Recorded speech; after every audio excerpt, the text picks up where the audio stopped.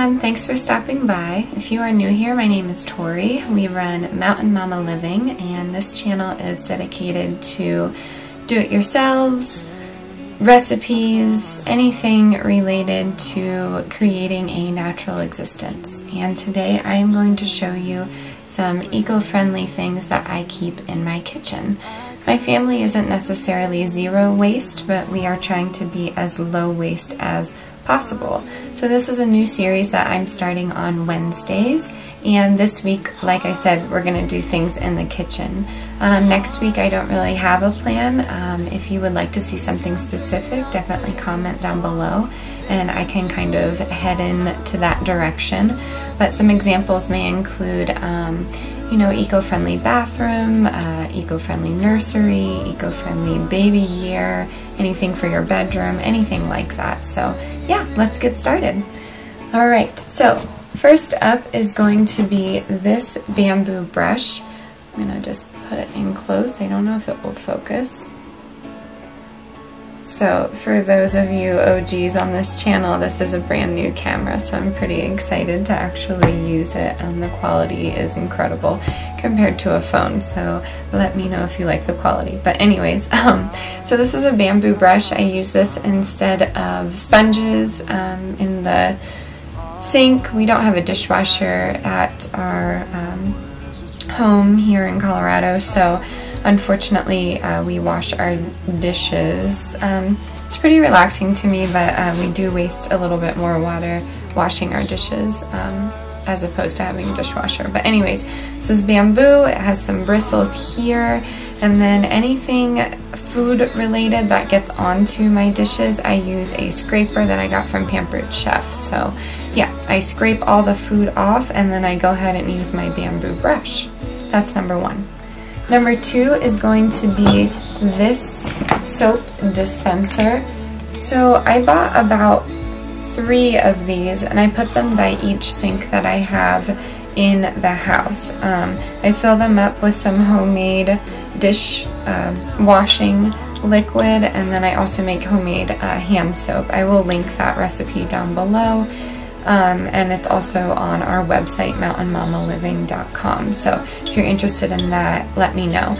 But yeah, I picked these up at the Dollar Tree, so they were $1. Like I said, I have 3 of them, and then I also use them in my classroom. I put paint in there so the kids can dispense their own paint, and sometimes I put glue. Glue's a little tricky for elementary, so yeah, it's always nice to have something a little neat and tidy in your classroom. So that's number 2. Number 3, this is a typical one on the channel that I talk about often, mason jars. So mason jars I use for storage. I think it looks good in my kitchen. That's my aesthetic. I understand if it's not really your style, you can use a different type of container. But these mason jars are great. I would say the number 1 question I do get on this channel is how I go grocery shopping, bulk shopping specifically with these mason jars. I've explained before, and it's a relatively simple concept. So you're going to go to your cashier first before you put anything in it. They're going to weigh the mason jar, and then they're going to put with a grease pen how much the mason jar weighs on the bottom of your mason jar. Then you're going to go fill up with whatever you need, and then when they come back, or when you come back to pay for it, they're going to weigh it again and then subtract the weight of the mason jar. I know it seems like a lot to carry into the grocery store, but you honestly get used to it. But like I said, we store a lot of things in these mason jars. I got these at Salvation Army, and I got a case of 10 or 12 of them, and I also got them for half off, so I believe they were like $4 or something like that. If you're not into purchasing extra things for your kitchen, you could always use a pasta sauce jar, a pickle jar, a mayonnaise jar, anything you really want. Just clean it out thoroughly and you can use it to store all of your bulk items. So that's number 3.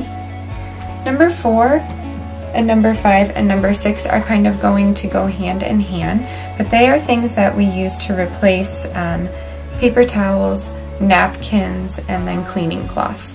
So this is what we use to replace our paper towels. We got these at Ikea. It was a 10 pack, and all they are just dishcloths. So whenever there's a spill, all we do is just pick one of these up and wipe it up as opposed to a paper towel. After I'm done with it, I put these in the washing machine in a rinse and spin cycle, and then I put it on a regular cycle. I leave them to air dry, and yeah, they are super easy and they work just as well as a paper towel. The next one is going to be these microfiber cleaning cloths. These are great as well. I got these at Home Goods. I will link everything down below and their prices and things like that. But yeah, microfiber, it doesn't feel the best on my hands because I have such dry hands.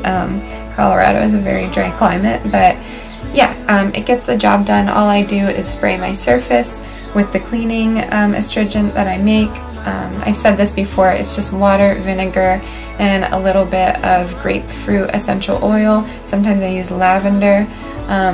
I generally like to use a citrus though. I just think it's better for cleaning, but yeah, microfiber cloths. The next one is going to be cloth napkins. So cloth napkins I think look really nice and they're relatively inexpensive. I got these as well at Home Goods, and yeah, all I do is just wash them at the end of the day. Same type of deal, rinse and spin cycle, and then you put it on a regular cycle and let it air dry. The one thing you don't want to do with these things are put them in with your regular clothes. If you have a child, definitely don't put them in with that either. You never know what germs can be on these towels. So yeah, the only other thing I like to mention, going back to cleaning with the microfibers, all of my kitchen ones are green. That's just the color that I chose for the kitchen.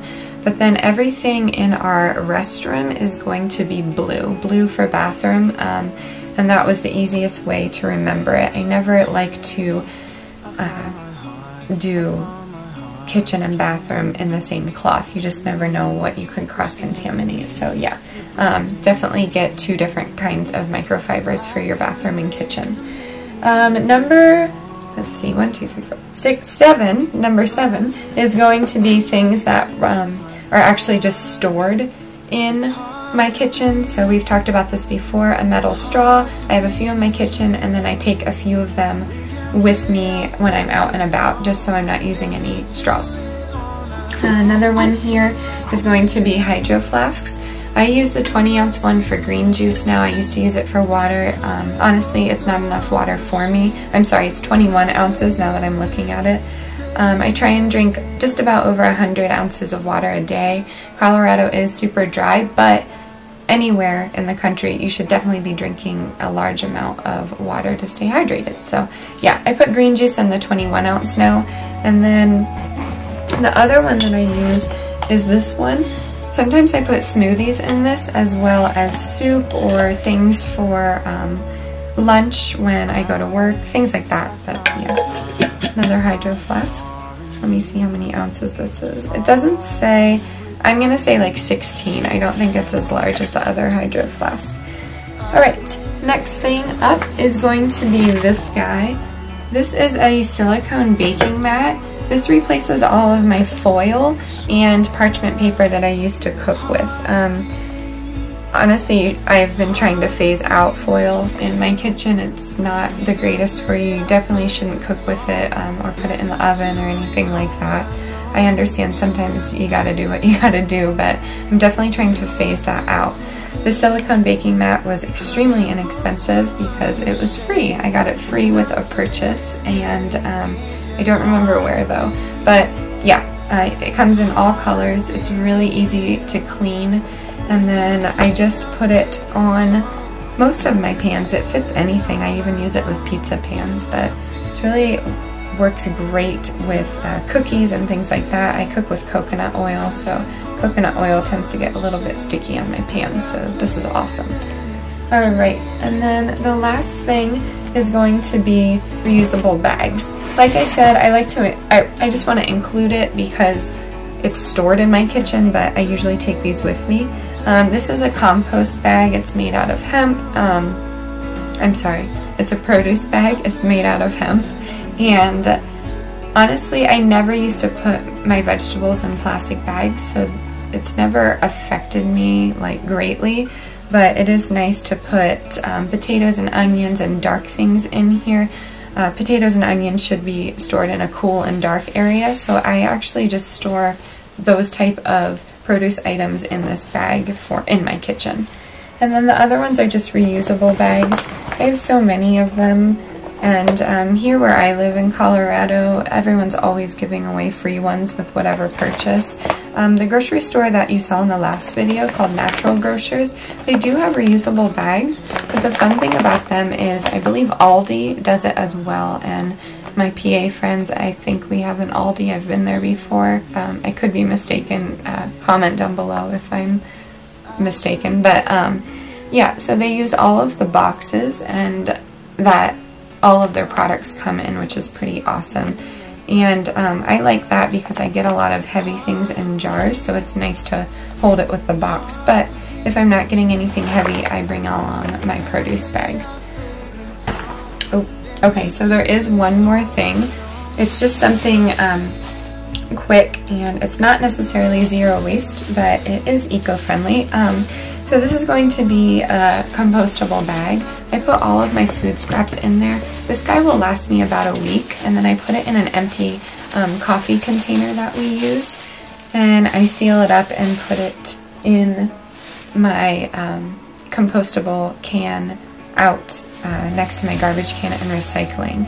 I would just throw the food scraps into the bin, but my city doesn't allow that for obvious reasons. We have a lot of wildlife that come around, so everything needs to be sealed. So the city suggested these compostable bags, and that's why I started using them, but they're awesome, and I have so many of them. So this is another thing that I keep in my kitchen.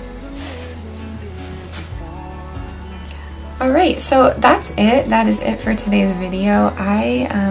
I'm sure I'm missing a lot of things. If you have anything in your kitchen that I didn't mention, please drop a comment down below. I really would like my channel to start growing into a sense of community.